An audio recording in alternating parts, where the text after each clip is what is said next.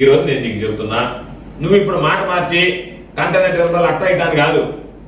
ఏమి పొరపాట్లు జరిగాయి మా ప్రభుత్వంలో దాని మీద విచారణ చేయించి నీకు తెచ్చు. ఈ రోజు కంటైనర్ టెర్మినల్ నువ్వు ఏ విధంగా నిలబెట్టడానికి చర్యలు తీసుకుంటున్నావు చెప్పు. అసెంబ్లీలో నేను ఆ సుదీర్ఘంగా ఉపన్యాసం ఇచ్చేసాను, అయిపోయిందని కాదు. నువ్వు అక్కడ ఉండేటువంటి వాళ్ళందరికీ ఒక భరోసా ఇచ్చావు. లేదు, మా టైంలో వెజలు అప్పుడప్పుడు వస్తుంది, ఫ్రీక్వెన్సీ తగ్గింది, ఇప్పుడు అసలు వెజలే రావడం లేదు. నువ్వు పోరాట యోధుడివి కదా.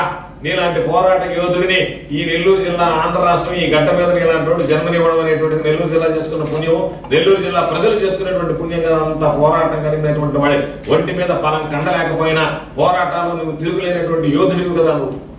కాబట్టి కండతో సమానం లేదు, గుండె బలం ఉండేటువంటి పోరాట యోధుడిని అని చెప్పి మాట్లాడేటువంటి నువ్వు, పలం కండలేకపోయినా ఒళ్ళంతా గుండుంది నాకు అని చెప్పి ముందుకు వెళ్ళేటువంటి నువ్వు, ఈరోజు పోరాట యోధుడిగా పేరు కాంచినటువంటి నువ్వు, ఈరోజు వెనకడిగేయకుండా కంటైనర్ టెర్మినల్ లో కూడా నీ పోరాటాన్ని కొనసాగిస్తే బాగుంటుంది అనేటువంటిది నా సూచన. అంతే.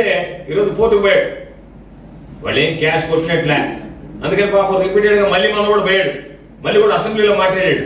కాబట్టి వాళ్ళు ఆ క్యాష్ డీల్ ఫైనలైజ్ అయినంత వరకు మాట్లాడతాడు. అది అయిపోయిందంటే నోరు మూతపడిపోద్ది, ఇంకా మళ్ళీ దాని గురించి మాట్లాడు. పోరాటం ఆడవరకే.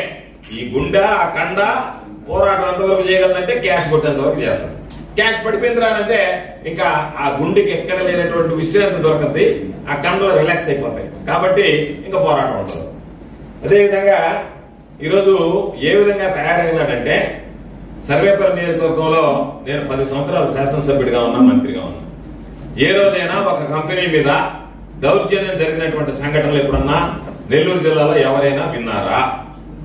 జరిగాయా?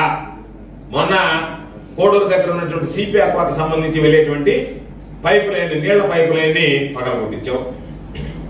నిన్న వాటర్ బేస్ కంపెనీకి సంబంధించినటువంటి వాళ్ళు బస్సులో పోతుంటే ఆ బస్సును ఆపించి దించి వాళ్ళ మీద ఎందుకు ఆపామని చెప్పి అడిగినటువంటి దానికి ఆ కంపెనీ ఉద్యోగం మీద దాడి చేస్తే అతను అపోలో హాస్పిటల్లో ట్రీట్మెంట్ తీసుకుంటే, మీరు బయటకి చెబితే ఆ కంపెనీని నేను మూసేయించేస్తానని చెప్పి మీరు వాళ్ళకు వార్నింగ్ ఇస్తే పాపం వాళ్ళు లోపల కుమిలిపోతా. బయట కంప్లైంట్ ఇస్తే ఇన్ని కోట్ల రూపాయలు ఖర్చు పెట్టి ఇక్కడ కంపెనీ పెట్టాము, మూసుకుంటే నాశనం అయిపోతాం. కాబట్టి ఏదో ఒక విధంగా కాంప్రమైజ్ కావాలని చెప్పి ఈరోజు పాపం వాళ్ళు బయట మాట్లాడేటువంటి స్వేచ్ఛ కూడా లేకుండా చేశారు.